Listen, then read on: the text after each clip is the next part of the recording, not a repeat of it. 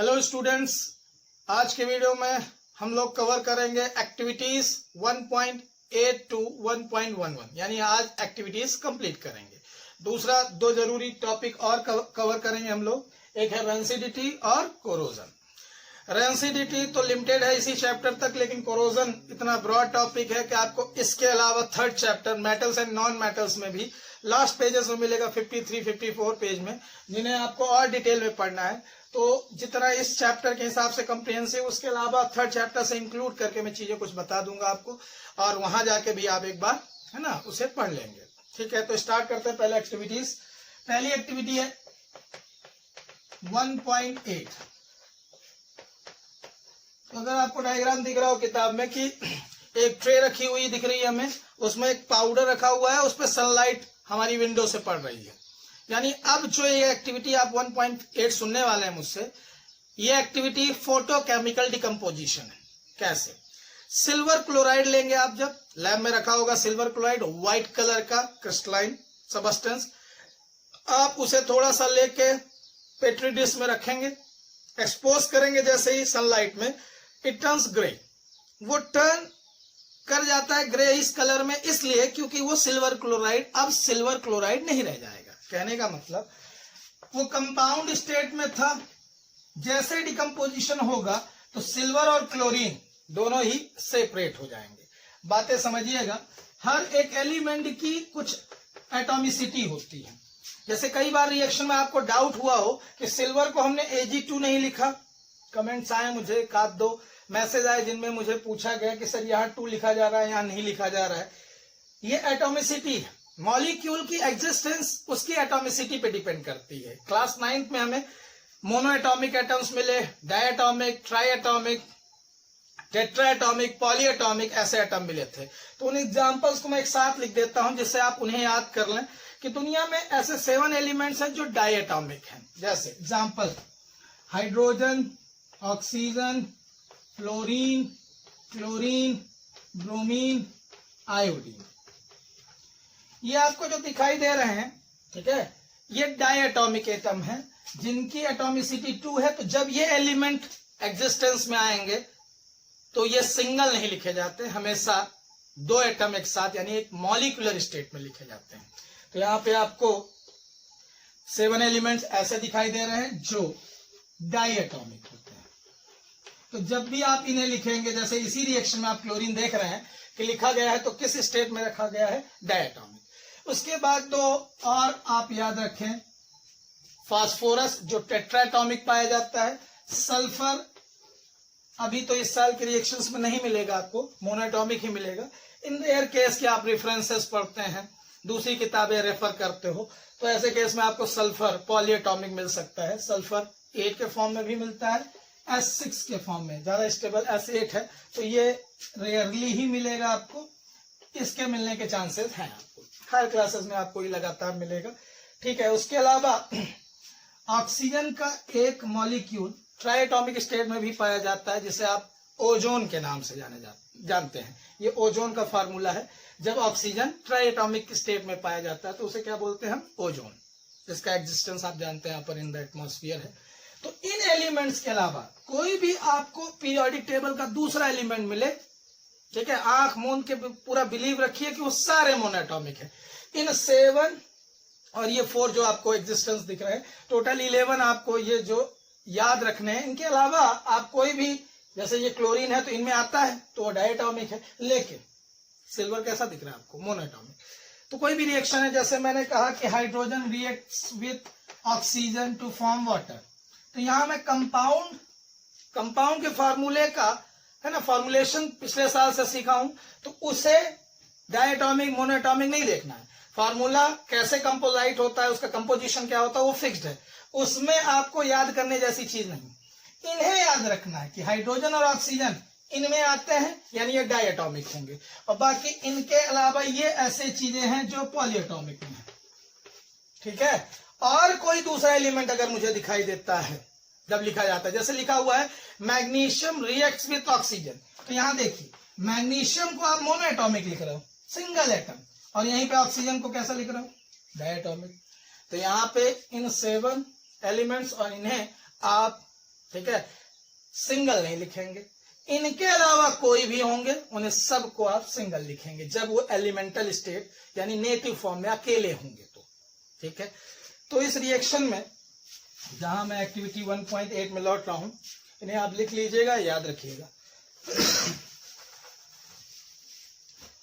तो आपने white colour का सिल्वर क्लोराइड लिया था, सनलाइट में जैसे ही रखा आपने तो वो डिकम्पोज हो गया। डिकम्पोजिशन इसलिए हुआ कि एक सिंगल सबस्टेंस को आपने किसमें एक्सपोज किया था, सनलाइट में। तो जब आप किसी फॉर्म में एनर्जी सप्लाई कर रहे हो तो वो इंडोथर्मिक होगी। इंडोथर्मिक प्रोसेस होने के कारण इसकी हीट का यूटिलाइजेशन करके ये डिकम्पोज हो गया, तो दोनों एलिमेंट्स सेपरेट हो गए। तो सिल्वर सॉलिड स्टेट में वहीं रह गया ट्रे में ही, और ये ग्रे कलर का, और जो क्लोरीन गैस बनी वो वहां से निकल गई। ठीक है, तो ये सिल्वर क्लोराइड किस कलर का था, व्हाइट। समझ रहे हो कि एक्स सबस्टेंस यानी घुमाया हुआ क्वेश्चन, जैसा मैंने पिछली एक्टिविटीज में कहा कि वो कोई एक एक्स सबस्टेंस है जो व्हाइट कलर का है, जिसे रखा गया है सनलाइट में, it turns grey. Right the chemical reaction involve, right the फार्मूले। तो ये सारे कुछ आपसे क्वेश्चन बन सकते हैं। तो आपको समझना है कि व्हाइट कलर का जब सबस्टेंस सनलाइट में एक्सपोज होगा वो कंफर्म कौन है, सिल्वर क्लोराइड।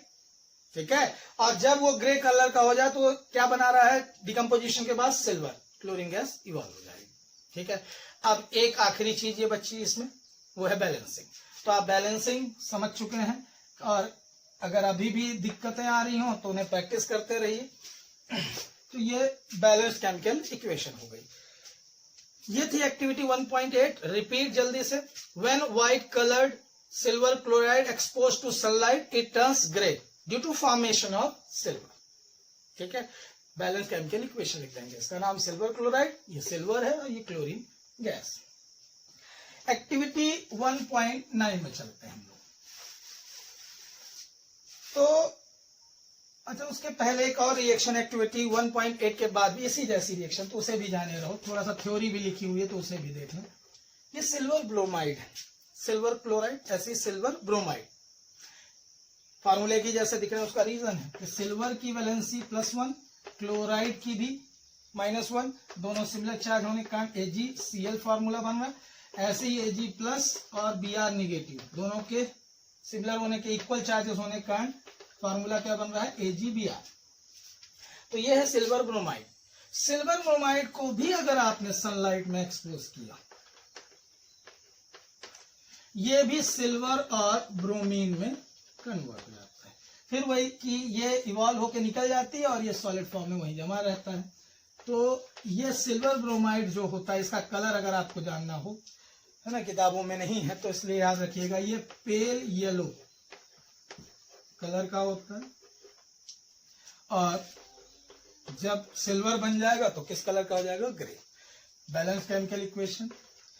तो सर ये रिएक्शन कब पूछी जाएगी और कैसे पूछी जाएगी, तो उसका लॉजिक ये है बच्चों, अगर आपसे किसी दो रिएक्शन की बात कर रहा है जिनका use black and white photography में किया जाता है, अगर क्वेश्चन में कहीं भी अगर आपको लिखा हुआ है ब्लैक एंड व्हाइट फोटोग्राफी, आज तो डिजिटल का जमाना है, कलर्ड फोटोज का, पहले फिल्में भी बना करते थे ब्लैक एंड व्हाइट, हमारे पास टीवी हुआ करते थे ब्लैक एंड व्हाइट। ठीक है, तो ब्लैक एंड व्हाइट फिल्म जो आती थी वो कोडैक की रील, तो उनमें ये मटेरियल यूज किए जाते हैं। ये फोटो सेंसिटिव मटेरियल्स हैं, सिल्वर क्लोराइड और सिल्वर ब्रोमाइड।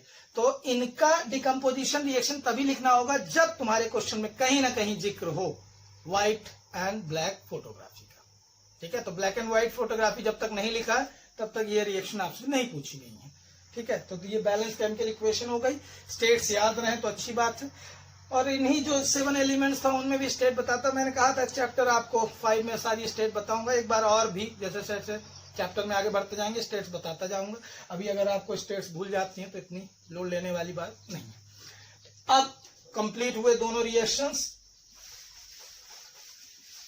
इसके बाद एक्टिविटी 1.9 में चले।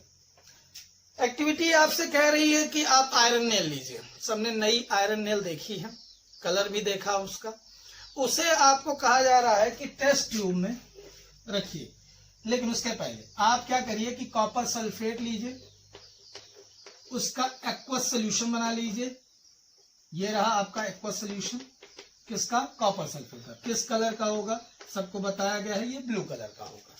जैसे इसमें आयरन नेल रखी जाएगी तो आप कंपैरिजन के लिए 2 नेल ले लीजिए, एक नेल जिसे आप इसमें रखेंगे और एक नेल जिसे आप साफ ऐसी ही रखे रहेंगे, जिससे कंपेयर कर पाए कि इसमें कुछ चेंजेस आए कि नहीं। जब आप 2 नेल नहीं लेंगे, है ना, न्यू नेल्स जब लेंगे तो एक को जब इस सोल्यूशन में पुट किए रहेंगे और उसके बाद निकालेंगे तो उसमें कोई चेंज होंगे तो समझ में आएंगे दोनों में कंपैरिजन करने के बाद।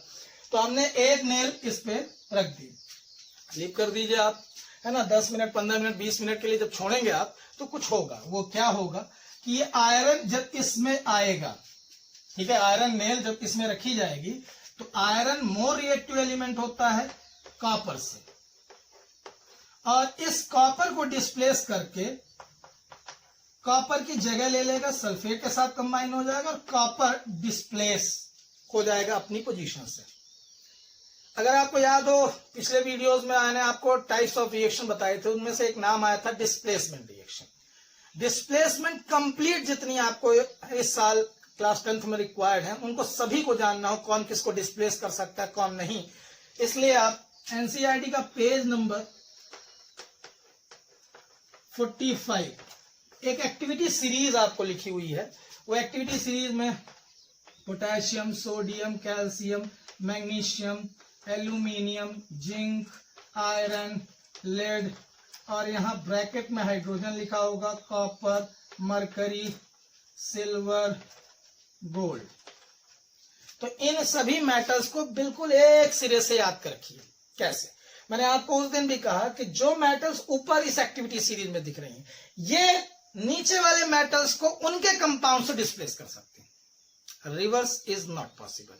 मींस अगर कॉपर की रिएक्शन आयरन सल्फेट से कराऊंगा तो नहीं होगी, लेकिन आयरन की रिएक्शन में कॉपर सल्फेट से कराऊंगा। अगर लॉजिक नहीं समझ में आया, मैं देखिए यहां पे मैं क्या कर रहा हूं कि एलिमेंटल स्टेट में आयरन को ले रहा हूं, आयरन से डिस्प्लेस करा रहा हूं कॉपर को कॉपर सल्फेट से, ये रिएक्शन पॉसिबल है। लेकिन अगर इसका उल्टा लिखूं Cu plus FeSO4 resultant no reaction. Reason आपसे पूछा जाए, here copper is less reactive than iron, so it can not displace iron from iron sulphate, whereas iron is more reactive than copper, so it can displace copper from copper sulfate। सुनाई दिया? तो displacement का logic ये है कि जो more reactive metals होती हैं वो लेस रिएक्टिव मेटल्स को उनके कंपाउंड से डिस्प्लेस कर सकते हैं। तो एक्टिविटी को जल्दी से सुने। 2 आयरन नेल लेना है, एक आयरन नेल को डिप करना है कॉपर सल्फेट सोल्यूशन में।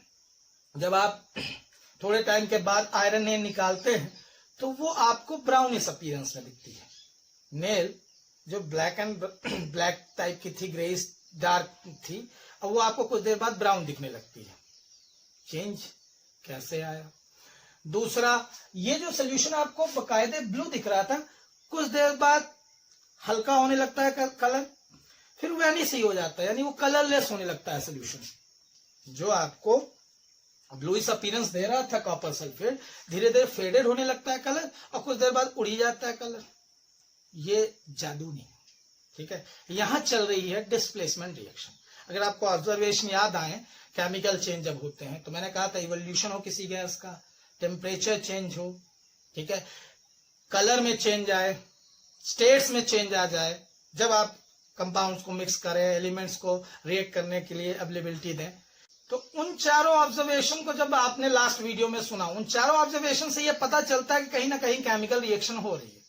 हमारे इन टेक्स्ट में एक क्वेश्चन है कि क्या होता है जब आयरन नेल को पुट किया जाता है कॉपर सल्फेट के सोल्यूशन में। इसी एक्टिविटी पे बेस्ड है, ठीक है, इंटेक्स लास्ट पेजेस में जो इंटेक्स क्वेश्चन है, ठीक है। तो कोरोजन डेंसिटी के बाद तो आंसर बड़ा साफ है, आपको ये रिएक्शन लिखनी है कि iron is more reactive than copper, hence it displaces copper from copper sulphate. तो उसका कलर चेंज क्या आएगा? मैंने आपसे कहा था कि एक्टिविटीज में ऑब्जर्वेशन बड़े क्रूशियल है, उन्हें लिखना और याद रखना जरूरी है। रिएक्शंस मोस्ट इंपॉर्टेंट, उसके बाद ऑब्जर्वेशन, कलर चेंज कोई हो रहा हो, गैस का इवोल्यूशन हो रहा हो, टेम्परेचर में कोई चेंज हो रहा है, ये सारा लिखना और याद रखना ही जरूरी है एक्टिविटीज में। इन्हीं पे बेस्ड क्वेश्चन बनने हैं। तो मैंने ये कहा कि iron is more reactive than copper, so it displaces copper from copper sulphate. तो कॉपर जब आपका डिस्प्लेस होकर एलिमेंटल स्टेट में आएगा तो ये जो नेल आपके अंदर है इसी में आके ये कॉपर डिपॉजिट होगा। ये जो कॉपर आपको दिख रहा है जिसका कलर होता है ब्राउन, तो कॉपर की बात करो मैं, कॉपर सल्फेट की नहीं।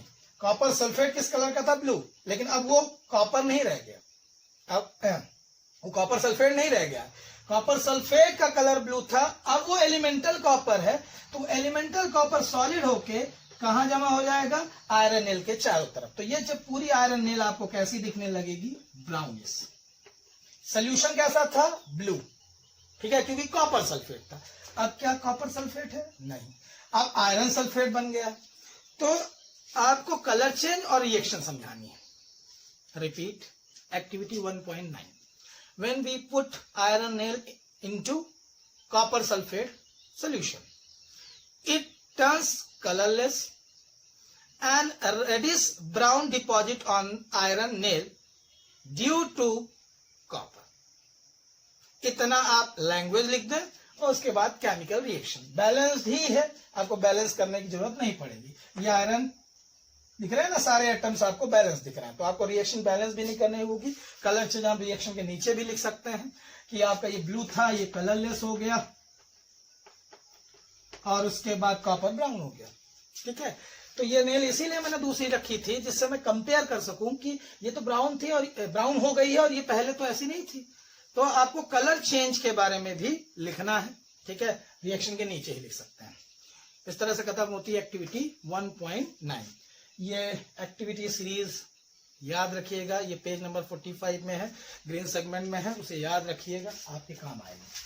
किसी भी तरीके की डिस्प्लेसमेंट रिएक्शन हो उसमें आपको ये मदद करेगी कि आप डिस्प्लेसमेंट पॉसिबल है कि नहीं है, ठीक है, डिस्प्लेसमेंट हो रहा है कि नहीं हो रहा है, इन सब का जवाब आपको उस एक्टिविटी सीरीज में मिल जाएगा।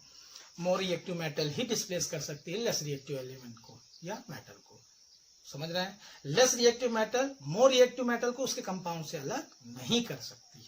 यह समरी है, ठीक है, इस एक्टिविटी 1.9 की। डिस्प्लेसमेंट की 2-3 रिएक्शन और भी वहां पे एग्जांपल है लेड के साथ, ठीक है, जिंक के साथ, उन रिएक्शंस को भी आप एक बार देख लीजिए। उसमें आप हर बार पाएंगे कि मोर रिएक्टिव मेटल ही डिस्प्लेस कर रही है किसको? Less reactive. अब आता है एक्टिविटी 1.10 में। तो एक्सरसाइज में ये दोबारा से है क्वेश्चन और टॉपिक आपको दिख रहा होगा double displacement reaction. Double displacement reaction में आपको बताया था मैं दोनों कंपाउंड लेने थे आयोनिक और उनमें आपस में एक्सचेंज करते हुए देखना था आयंस। तो जैसे अगर मैं एक टेस्ट ट्यूब लिया जिसमें सोडियम सल्फेट डाला, अब इनके आयंस की बात करूं तो इसमें होगा Na पॉजिटिव और SO4 2 नेगेटिव। जैसे आयनिक कंपाउंड को आप एक्वस सोल्यूशन बनाते हैं यानी वाटर में डिसॉल्व करते हो, सॉल्युबल होते हैं, तो डिसॉल्व होने के बाद ये पूरे आयंस आपको दिखेंगे नहीं, लेकिन मैं जान रहा हूं कि इनमें जब आयनिक डिसोसिएशन आएगा, ये आयंस में जब टूटेंगे तो इनमें कौन से आयन होंगे? वही क्लास 9 NCERT पेज नंबर 37 कि इसमें सोडियम आयन होगा और सल्फेट आयन होगा। दूसरा कंपाउंड मैंने बेरियम क्लोराइड लिया, बेरियम उस पेज में नहीं था, अलग से लिखे रहिएगा, बेरियम 2 पॉजिटिव और क्लोराइड Cl निगेटिव। यहां पे ये सोल्यूशन किसका है? बेरियम क्लोराइड का एक्वस सोल्यूशन है। अब आपसे कहा जा रहा है इन दोनों को मिक्स करिए, तो मिक्स करेंगे तो हम जान रहे हैं कि आयनिक एक्सचेंज होगा, बेरियम सल्फेट के साथ कंबाइन होगा सोडियम क्लोराइड के साथ। तो जो प्रोडक्ट बनेगा, तो अगर यहां से फार्मूला हम समझ लें कि BaSO4 बनेगा प्रोडक्ट, एक Ba2 पॉजिटिव है और सल्फेट 2 निगेटिव है, तो इक्वल चार्जेस हो तो कन्वेंशनली आप कैटायन को पहले लिखते हैं और एन आयन को बाद में लिखते हैं, तो बेरियम सल्फेट बन गया। और दूसरा प्रोडक्ट जो बनेगा सोडियम +1 है और क्लोराइड -1 है, यानी दोनों सिमिलर इक्वल चार्जेस होने के कारण जोड़ने के बाद सोडियम क्लोराइड बना रहे हैं। कंपाउंड तो बन गए। अब इनके नेचर से ही डिसाइड होगा इसके टाइप ऑफ रिएक्शन की बात। ये एक प्रेसिपिटेशन रिएक्शन है बच्चों। जैसे इन दोनों को मिक्स करोगे तो इस टेस्ट ट्यूब में, माना कि एक टेस्ट ट्यूब से दूसरे टेस्ट ट्यूब में डाले, तो यहां एक व्हाइट कलर का सबस्टेंस डिपॉजिट होता हुआ मिलेगा, वो ये है बेरियम सल्फेट जो कि इनसॉल्युबल होता है वाटर में। तो जब किसी है ना रिएक्शन में एक इनसॉल्युबल सबस्टेंस डिपॉजिट होता हुआ दिखे बॉटम में, उसको नाम आपने पीछे भी देखा था प्रेसिपिटेट कहते हैं। और इस टाइप की रिएक्शन जिनमें ये बनते हैं उन्हें प्रेसिपिटेशन रिएक्शन, ये एब्रिविएशन है प्रेसिपिटेट का, ये precipitation reaction. So those reaction in which an insoluble substance is formed gets deposited at the bottom after the reaction. This substance is known as precipitate and these reactions are called precipitation reaction. तो अगर complete reaction को देखें तो sodium sulphate, कोई भी reactant आगे पीछे लिखा जा सकता है, इसमें डाउट मत रखिएगा, सब बेरियम क्लोराइड पहले लिखा है या बाद में दिक्कत नहीं, आप उसको इसमें डालिए या इसको उसमें डालिए, रिएक्शन वही होना है, आयनिक एक्सचेंज होना है। सोडियम सल्फेट को डाला हमने बेरियम क्लोराइड में, दोनों एक्वस सोल्यूशन थे, वाटर सॉल्युबल थे। जैसे रिएक्शन हो गई कंप्लीट, ठीक है, तो रिएक्शन के बाद आपको दिखा कि एक ऐसा इनसॉल्युबल व्हाइट कलर का सबस्टेंस बन रहा है जो पानी में नहीं घुल रहा है, और पानी में न घुलने के कारण ही इसे हमने प्रेसिपिटेट किया। तो ये प्रेसिपिटेट किस कलर का था? व्हाइट, और साथ में बना सोडियम क्लोराइड जो कि पानी में सॉल्युबल है, ठीक है। तो यहाँ एक्वस इसीलिए लिखा है क्योंकि ये सॉल्युबल है, और ये सॉल्युबल नहीं था इसलिए एस यानी सॉलिड लिखा है। रिएक्शन को बैलेंस करें अगर हम, तो ये बैलेंस केमिकल इक्वेशन हो गई।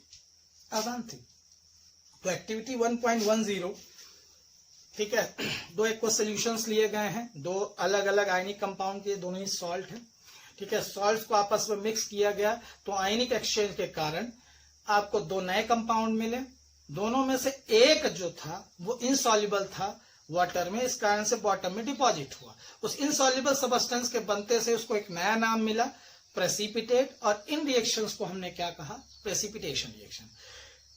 ये दूसरा नाम इस रिएक्शन का डबल डिस्प्लेसमेंट भी है।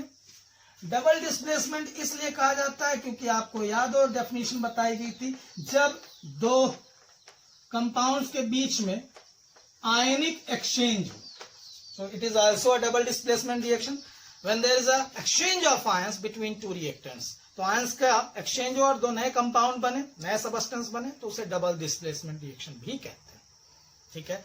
इसके अलावा एग्जाम्पल मैंने कहा था, एक्सरसाइज जब हम लोग करेंगे तो उस दिन हम डिस्कस करेंगे एक एक करके क्वेश्चंस में, तो जब आपको और भी एग्जाम्पल की बात करेगा तो हम वहां दिखाएंगे। तो एक्टिविटी 1.10 हो गई। अब चलते हैं हम लोग एक्टिविटी 1.11। तो अगर वो सेटअप दिख रहा हो आपको कि उसमें पेट्री डिश में, ठीक है, या चाइना डिश में आप क्या करिए, 1 ग्राम कॉपर लीजिए। कॉपर का पाउडर लेना है आपको, क्या लेना है? Copper powder. कॉपर पाउडर आपको ब्राउन अपीयरेंस का मिलेगा। सबने कॉपर देखा है, घरों में वायर लगे हुए हैं, तो अगर आपने उसे है ना निकाल के देखा है तो ब्राउनिश अपीयरेंस दिखाता है, तो आपको कॉपर पाउडर मिल जाएगा। लगभग 1 ग्राम आपने रख दिया कॉपर, उसे आप बर्नर में हीट कर रहे हो, दिख रहा होगा बंसन बर्नर। तो जैसे हीट करोगे कुछ देर बाद वो ब्लैक होते लगता है, ये इसके ऊपर ब्लैक कोटिंग आने लगती है, जो ब्राउन था यही। अब आप समझिए, कोई एक एलिमेंट एक्स जो एयर में हीट करने पे ब्लैक हो जाता है, एक्सरसाइज का क्वेश्चन, ऐसे ही बोर्ड भी पूछ दे, कोई एलिमेंट एक्स है जिसे हीट करने पे वो ब्लैक हो जाता है, वो ब्राउन कलर का है नहीं है ये भी नहीं पता है आपको, फिर भी आपको ये समझ में आ रहा है कि किसी एलिमेंट को अगर है ना हीट किया जा रहा है वो ब्लैक हो रहा है, कन्फर्म है वो कॉपर वाली रिएक्शन पूछ रहा है हमसे।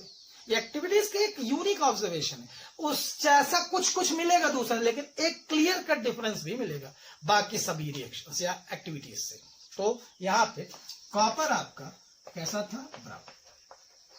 जैसे ही अगर इसे हीट किया जाएगा, तो मैंने कहा था एयर में कौन कंबाइन होता है, सबसे ज्यादा रिएक्टिव एयर में कौन है? ऑक्सीजन। कैसा लिखा जाता है? एलिमेंटल स्टेट में वो डायटोमिक लिखा जाता है। तो इन रिएक्शन के बाद क्या बनेगा? तो कोई भी आप अपने मन से फार्मूला नहीं बनाएंगे। मैंने आपसे कहा था कि हर फार्मूले का कंपोजिशन फिक्स्ड है, तो आप क्या करें, कॉपर की वैलेंसी फ्रीक्वेंटली यूज होने वाली मैंने कहा था कॉपर 2+ होती है, और ऑक्सीजन की तो आपको पता ही है 2 नेगेटिव होती है, दोनों कंबाइन होकर क्या बनेंगे? CuO। तो कॉपर की सेकंड वाली वैलेंसी यूज हुई है, इसलिए इसका नाम कॉपर सेकंड, रोमन नंबर्स में लिखेंगे आप सेकंड ऑक्साइड कहते हैं, या इसी का दूसरा नाम क्यूप्रिक ऑक्साइड भी। तो कॉपर सेकेंड ऑक्साइड बोले या क्यूप्रिक ऑक्साइड, दोनों एक ही। ठीक, अब इस रिएक्शन को बैलेंस करें अगर, तो यहाँ पे बैलेंसिंग के बाद ये मिले, और इसका कलर क्या बताया मैंने, तो ब्लैक डिपॉजिट किसके कारण आया अगर आपसे पूछा गया, वो ब्लैक कलर्ड कंपाउंड कौन है, या कोटिंग का कलर जो ब्लैक पड़ा है वो कौन है, तो आपको बताना है वो है copper second oxide. Due to formation of copper second oxide here is a black coating. तो ब्लैक कोटिंग का कारण इसका बनना है, ठीक है, या कॉपर का ऑक्सीजन से रिएक्ट करके इसका बनना है, ठीक है। और अगर आपको रेडॉक्स वर्ड याद आए, ऑक्सीडेशन रिडक्शन भी बताया गया था कि जब कभी किसी सबस्टेंस से ऑक्सीजन जुड़े तो इसका मतलब वहां पे उसका ऑक्सीडेशन हो रहा है। तो यहां दिख रहा होगा कॉपर इज गेटिंग ऑक्सीडाइज, इसका हो रहा है ऑक्सीडेशन।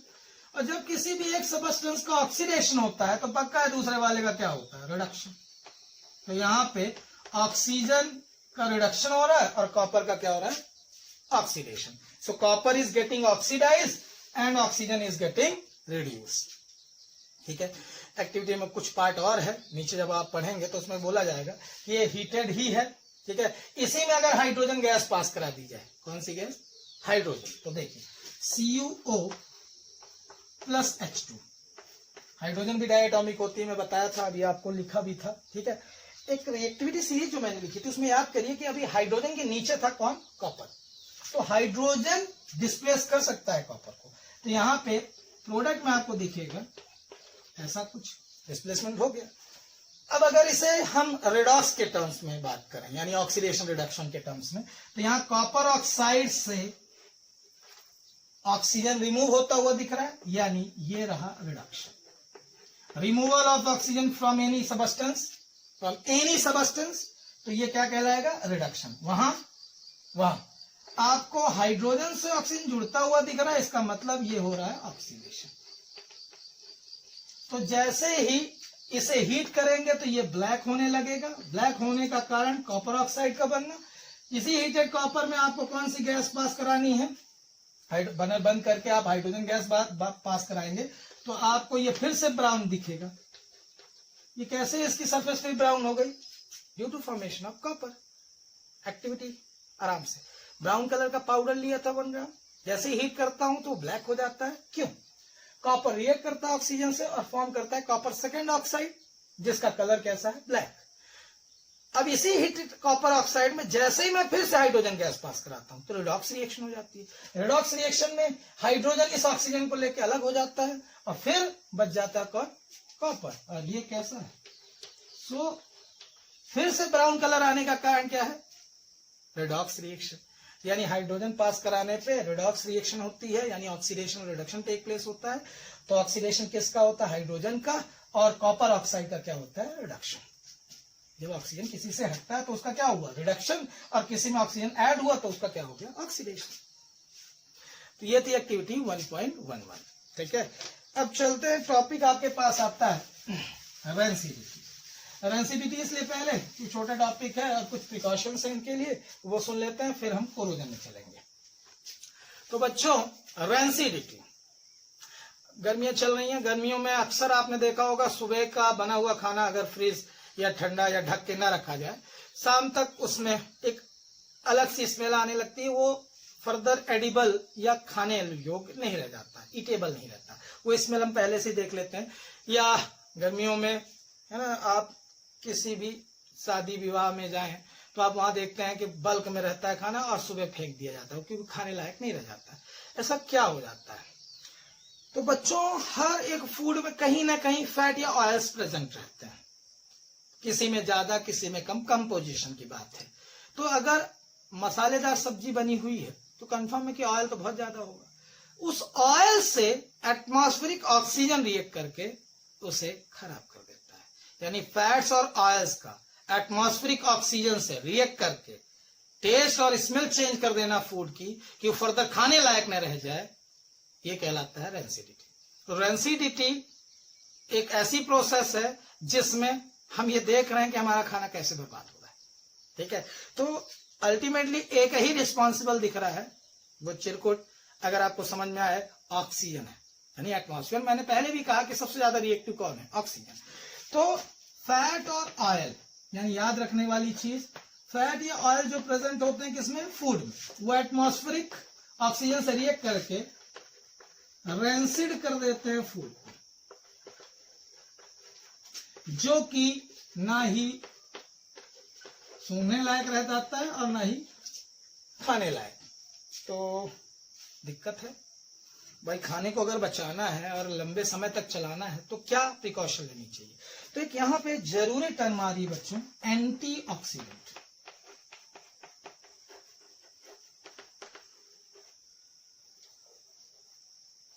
Oxidant, antioxidant. दिमाग में ये चल रहा था कि रेंसिडिटी की डेफिनेशन हम कैसे लिखेंगे, वो मेरे दिमाग में चल रहा था, आपको बताना जरूरी था। Rancidity, when fat and oil present in the food gets oxidized by atmospheric oxygen, the taste and smell of the food become changed and it is no longer eatable or edible. तो ऐसे process का नाम क्या है, rancidity. Rancidity नुकसानदायक है हमारे खाने के लिए या हमारे लिए, तो हम ऐसा कहें कि इसे बचाना जरूरी है। तब मैं कह रहा हूं कि एक इंपॉर्टेंट टर्म आ रही है एंटीऑक्सीडेंट। एक ऐसे सबस्टेंस जो इस रेंसिडिटी को रोक दे, इस नाम में देखिए, क्योंकि ऑक्सीडेशन होने के कारण ही ये प्रोसेस हो रही है। तो ऑक्सीडेशन के अगेंस्ट काम करने वाले, ऑक्सीडेशन के अगेंस्ट काम करने वाले ये सबस्टेंस क्या कहलाएंगे, एंटीऑक्सीडेंट। अगर आपको याद आए, ये एग्जांपल मैं दे रहा हूं इसलिए कि अब बहुत ज्यादा आप है ना वाकिफ हैं, जितने भी व्यापार आ रहे हैं, कुरकुरे, चुलबुले, जितने भी आप खाते हैं, डायमंड के हो चाहे वो हल्दीराम के हो, बहुत सारे रेडीमेड फूड आ रहे हैं कि आप समोसे भी पैक करके आते हैं। इतने दिनों तक चल कैसे जाएंगे, है ना। ये रेंसिडिटी उनको नहीं होती है क्या, नहीं हो पाती। इसी के लिए कह रहा हूं मैं कि उनमें क्या डले रहते हैं, एंटीऑक्सीडेंट्स। Example, nitrogen gas.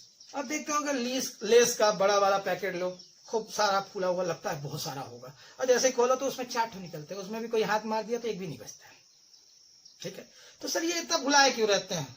अगर फुलाए नहीं रहेंगे यानी उसमें वो गैस नहीं भरी रहेगी, वो 4 भी नहीं बचेंगे बच्चों।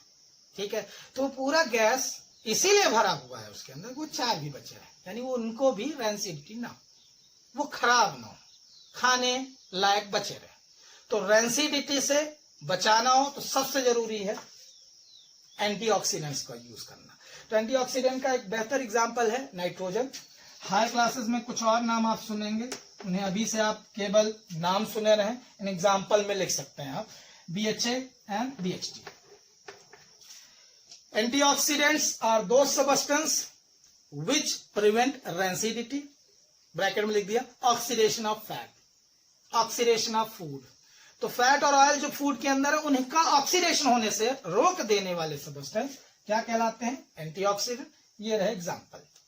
और भी तरीका है, जैसे ये ना मिले अभी हमको, अब घरों में कैसे करें, तो आप जानते हैं टेम्परेचर अगर कम रहे, गर्मियों में रिएक्शन जल्दी होती है, जैसे ठंडियों में खाना आपका 2 दिन नहीं खराब हो रहा, ज्यादा हो गई। हाँ, अगर ऑयली नहीं है तो अब कई दिन तक चलता, कई दिन नहीं मतलब कल का बना हुआ आज तक बचा रह जाता है। ऐसे ही मैं कह रहा हूं कि एक शाम है ना, दोपहर अगले दिन तो चल सकता है अगर आप उसे रेफ्रिजरेट करना।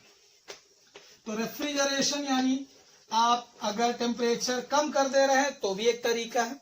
ढक के रखिए खाने को, जितना कवर करके रखेंगे ऑक्सीजन कम इंटरेक्ट कर पाएगी आपके फूड के।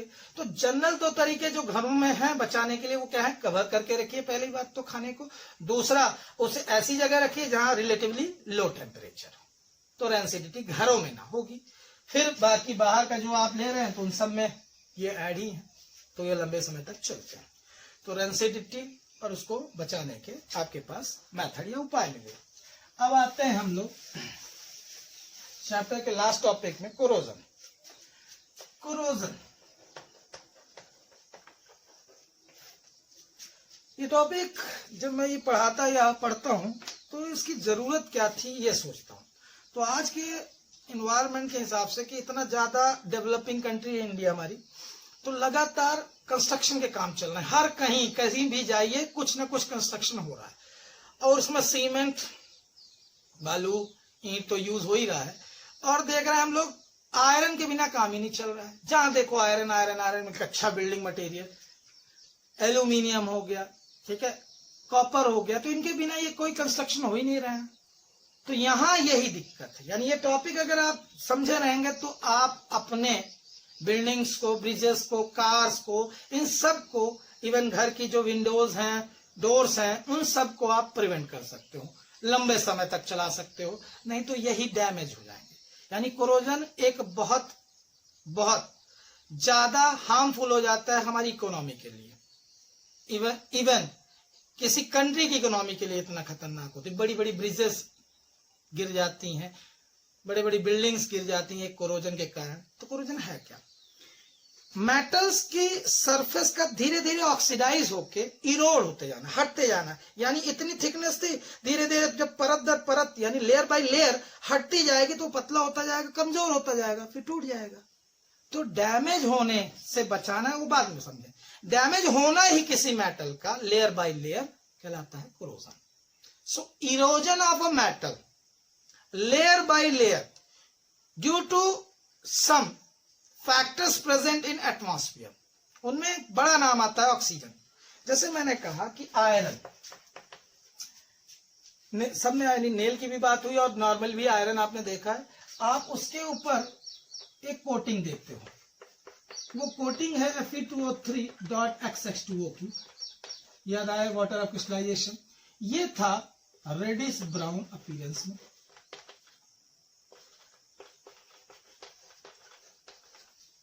जिसको आप लोग रस्ट बोलते हैं, ये रस्ट का फॉर्मूला है। तो रस्टिंग ऑफ आयरन कोरोजन है, यह एक एग्जाम्पल है। सभी मेटल्स का कोरोजन होता है, लेकिन सबसे वाइडली हमारे कंस्ट्रक्शन में या बिल्डिंग मटेरियल अच्छी कौन है? आयरन। इसलिए बार बार हमारे सेंस में आ जाता है rusting of iron, rusting of iron. नहीं, उसके अलावा भी मेटल्स का कोरोजन होता है, ठीक है, वो नुकसानदायक है। लेकिन चूंकि ये सबसे ब्रॉडली होता है, सबसे ज्यादा दिखता है, इस कारण से हम रस्टिंग ऑफ आयरन को पहले ही सेंस में समझ लेते हैं कोरोजन है। केवल रस्टिंग ऑफ आयरन कोरोजन नहीं है, ऐसे ही हर मेटल का होता है। जैसे सिल्वर के ऊपर ब्लैकिश कोटिंग आ जाना, ठीक है।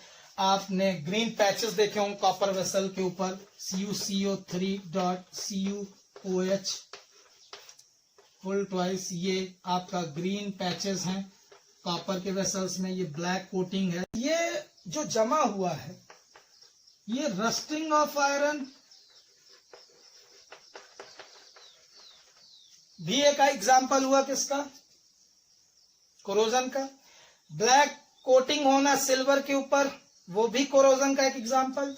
कॉपर के ऊपर ग्रीन पैचेस बन जाना, एल्यूमिनियम के जो हमारे पास यूटेंसिल्स हैं उन पे व्हाइट है ना कोटिंग आ जाना, ये सब किसके एग्जाम्पल हैं? कोरोजन के। अल्टीमेटली मेटल्स का एटमॉस्फेरिक फैक्टर से रिएक्ट करके इरोड होना लेयर बाय लेयर, उनका डैमेज होना कहलाता है कोरोजन।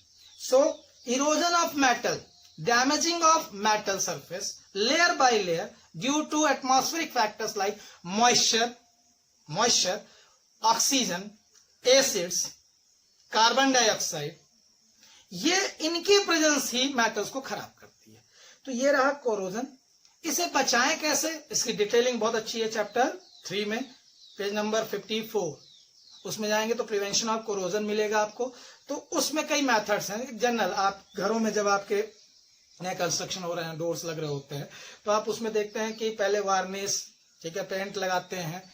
तो पेंटिंग, वार्निशिंग, ग्रीसिंग एक अच्छा तरीका है। सिंपली एटमॉस्फेयर से इंटरेक्शन ही हट जाता है कि हमारा जो डोर है उसके पास ऑक्सीजन आ ही नहीं पाएगा, क्योंकि उसके ऊपर किसकी कोटिंग है? पेंट की। लेकिन घर में जो खाना हम तवे पे बना रहे हैं, उस तवे को अगर हम पेंट लगा देंगे तो फिर रोटी कहाँ सेकेंगे?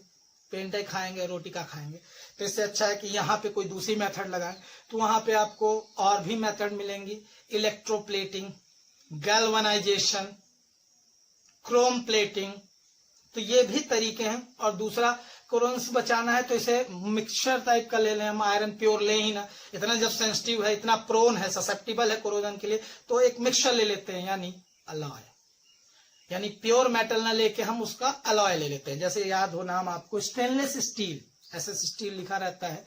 घरों में जो बर्तन सबसे ज्यादा हम लोग यूज कर रहे होते हैं वो स्टेनलेस स्टील के होते हैं। तो वो प्योर आयरन नहीं है, वो एक मिक्सचर है। When two or more metals, non-metals combine together in any proportion, mixture क्योंकि किसी भी प्रोपोर्शन में होता है, कंपाउंड नहीं बना रहे हैं, मिक्सचर बना रहे हैं। तो इस तरह से एक होमोजीनियस जब मिक्सचर बना लेते हैं मेटल्स नॉन मेटल्स का, उसे एलॉय कहते हैं। एलॉय एक प्योर मेटल है? नहीं, एलॉय एक होमोजीनियस मिक्सचर है। कितने का? हो सकता है कि उसमें 2 मेटल हो, 2 से ज्यादा हो। तो उसमें एग्जाम्पल दिए हैं, कई एग्जाम्पल दिए हैं, brass, bronze, solder, amalgam, stainless steel के उस पेज में सभी में कौन कौन सी मेटल यूज की गई हैं उन्हें आप लिख के याद कर लीजिएगा। तो making alloys, painting, greasing, oiling, galvanization, electroplating, chrome plating, these are the ways or methods to prevent corrosion, iron हो या दूसरी मेटल्स। धन्यवाद। अगले वीडियो में हम लोग इस चैप्टर की एक्सरसाइज और इंटेक्स सारे करेंगे। कुछ बातें अगर छूटी हुई लगती हैं तो आप कमेंट करिए, कुछ आपको और समझना हो, बताना हो, शेयर करिए, वीडियो ज्यादा से ज्यादा लोगों तक पहुंचे। ठीक है, आप सबके और डाउट्स मैं क्लियर कर पाऊं। ठीक है, सब्सक्राइब किए रहिए मेरा चैनल सीधी एजुकेशन।